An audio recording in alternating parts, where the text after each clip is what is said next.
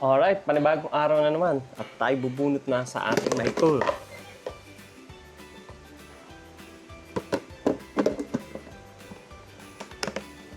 Mahiwagang pichel! Yan. So, gaya ng ating ginagawa, ang nilalaman ng pichel na to ay ang gagawin ko. Either pupunta ako sa labas o magstay ako sa loob at may gagawin ako. So,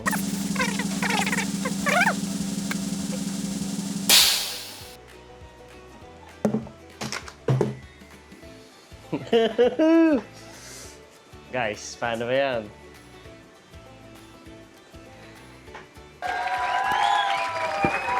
Inside.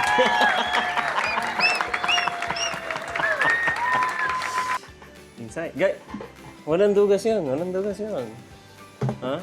May outside dyan. Pag nakita nyo, maraming O dyan. Okay. Ngayon sa loob ulit tayo. Record yourself.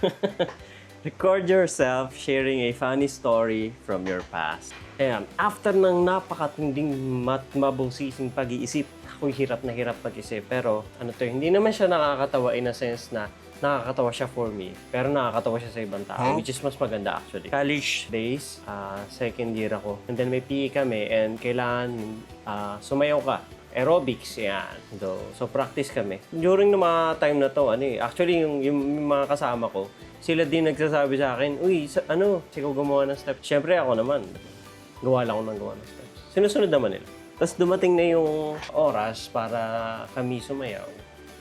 Ayun, sayaw na ako, bigay todo talaga ako, patambling-tambling pa. Ayun, so siyempre, confident ako.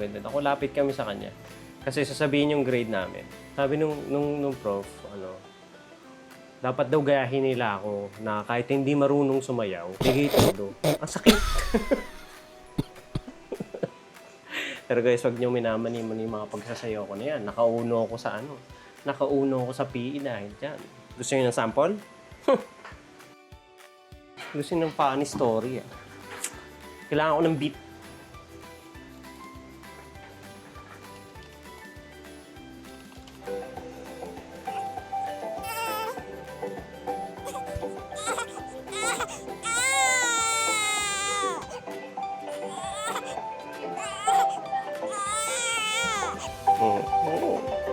Basic. So,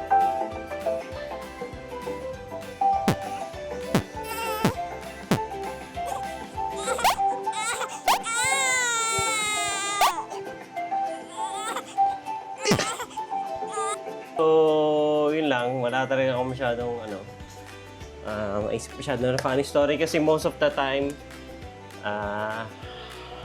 ako yung nakakatawa. Hindi yung story ko. So, that's it! See you on the third day. Ikaw, di nanood ng sayo ko, Unto. Tanda mo yun.